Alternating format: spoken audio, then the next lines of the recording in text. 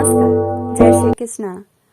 मैं आपको श्रीमद् वाल्मीकि रामायण श्लोक बाल कांड का हिंदी में अर्थ क्रमशः सुना रही हूँ। आज मैं आपको विंशः सर्गः सुनाऊंगी, यानी 20वां अध्याय सुनाऊंगी। इस अध्याय में राजा दशरथ का विश्वामित्र को अपना पुत्र देने से इनकार करना और विश्वामित्र का कुपित होना। आगे सुनिए। विश्वामित्र का वचन सुनकर नृपश्रेष्ठ दशरथ 2 घड़ी के लिए संज्ञा शून्य से हो गए। फिर सचेत होकर इस प्रकार बोले, महर्षि, मेरा कमल नयन राम अभी पूरे 16 वर्ष का भी नहीं हुआ है। मैं इसमें राक्षसों के साथ युद्ध करने की योग्यता नहीं देखता हूँ। यह मेरी अक्षौहिणी सेना है, जिसका मैं पालक और स्वामी भी हूँ।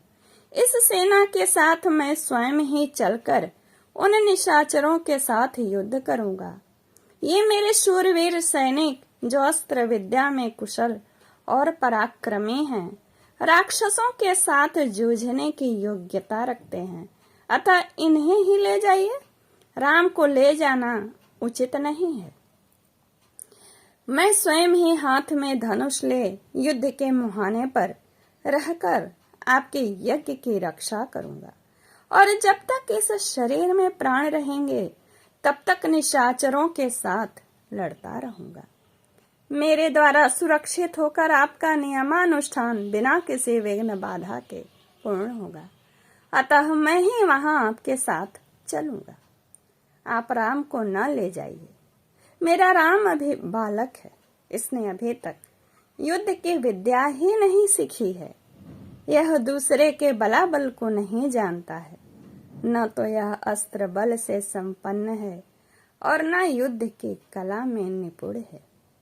अतः यह राक्षसों से युद्ध करने योग्य नहीं है, क्योंकि राक्षस माया से छल कपट से युद्ध करते हैं। इसके सिवा राम से वियोग हो जाने पर मैं 2 घड़ी भी जीवित नहीं रह सकता। मुनि श्रेष्ठ, इसलिए आप मेरे राम को न ले जाइए, अथवा ब्राह्मण, यदि आपकी इच्छा राम को ही ले जाने की हो तो चतुरंगणी सेना के साथ मैं भी चलता हूँ, मेरे साथ इसे ले चलिए। कुशीक नंदन, मेरी अवस्था 60,000 वर्ष की हो गई है। इस बुढ़ापे में बड़ी कठिनाई से मुझे पुत्र की प्राप्ति हुई है, अतः आप राम को न ले जाइए। धर्म प्रधान, राम मेरे 4 पुत्रों में ज्येष्ठ हैं, इसलिए उस पर मेरा प्रेम सबसे अधिक है, अतः आप राम को न ले जाइए। वे राक्षस कैसे पराक्रमी हैं, किसके पुत्र हैं और कौन हैं? उनका दिल डौल कैसा है मुनीश्वर? उनकी रक्षा कौन करते हैं? राम उन राक्षसों का सामना कैसे कर सकता है? ये सारे प्रश्न वाचक चिन्ह के साथ राजा दशरथ विश्वामित्र से पूछ रहे हैं। ब्राह्मण, मेरे सैनिकों को या स्वयं मुझे ही उन माया योधी राक्षसों का प्रतिकार कैसे करना चाहिए भगवान? ये सारी बात आप मुझे बताइए। उन दुष्टों के साथ युद्ध में मुझे कैसे खड़ा होना चाहिए, क्योंकि राक्षस बड़े बलाभिमानी होते हैं। राजा दशरथ की इस बात को सुनकर विश्वामित्र बोले, महाराज, रावण नाम से प्रसिद्ध एक राक्षस है, जो महर्षि पुलस्त्य के कुल में उत्पन्न हुआ है। उसे ब्रह्मा जी से मुंह मांगा वरदान प्राप्त हुआ है, जिससे महान बलशाली और महापराक्रमी होकर बहुसंख्यक राक्षसों से घिरा हुआ वह निशाचर तीनों लोकों के निवासियों को अत्यंत कष्ट दे रहा है। सुना जाता है कि राक्षस राज रावण विश्वामुनि का औरस पुत्र तथा साक्षात कुबेर का भाई है।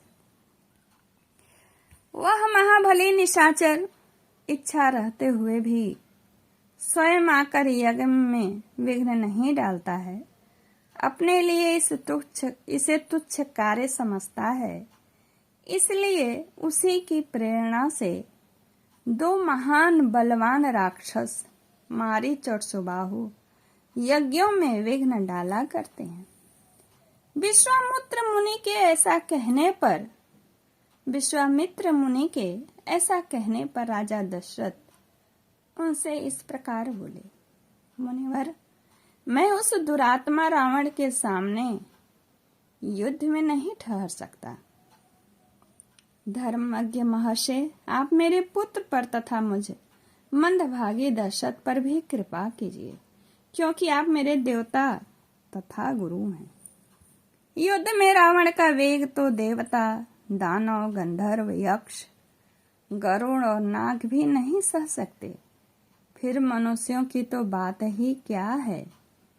मुनि श्रेष्ठ, रावण समारंगण में बलवानों के बल का अपहरण कर लेता है, अतः मैं अपनी सेना और पुत्रों के साथ रहकर भी उससे तथा उसके सैनिकों से युद्ध करने में असमर्थ हूँ।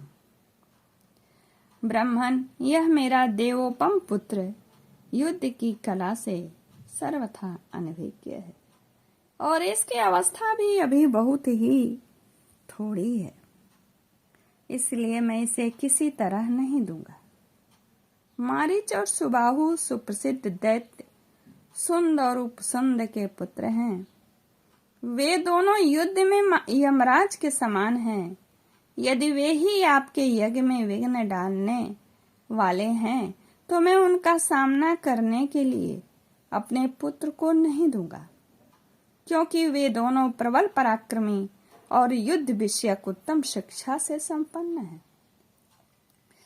मैं उन दोनों में से किसी एक के साथ युद्ध करने के लिए अपने सुहृदों के साथ चलूंगा, अन्यथा यदि आप मुझे न ले जाना चाहें तो मैं भाई बंधुओं सहित आपसे अनुनय विनय करूंगा कि आप राम को छोड़ दें।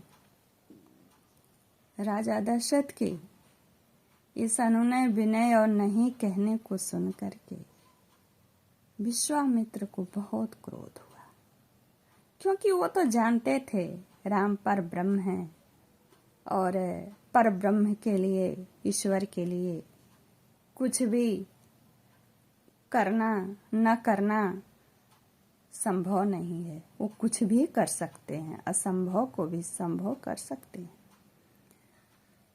दशरथ के वचन सुनकर विप्रवर कुशीक नंदन विश्वामित्र के मन में महान क्रोध का आवेश आया। जैसे यज्ञशाला में अग्नि को भली भांति आहुति देकर घी के धारा से अभिषिक्त कर दिया जाए और वह प्रज्वलित हो उठे, उसी तरह अग्नि तुल्य तेजस्वी महर्षि विश्वामित्र भी क्रोध से जल उठे। इस 20वें अध्याय में 29-28 श्लोक का यह अर्थ है। इस सर्ग को आप पूरा सुन लीजिएगा कि किस तरह राजा दशरथ ने अपने मन की बातें कही। इस प्रकार से वाल्मीकि निर्मित आर्ष रामायण आदि काव्य के बालकांड में 20वां सर्ग पूरा हुआ और पूरा सुना करिए। नमस्कार, जय श्री कृष्णा, धन्यवाद।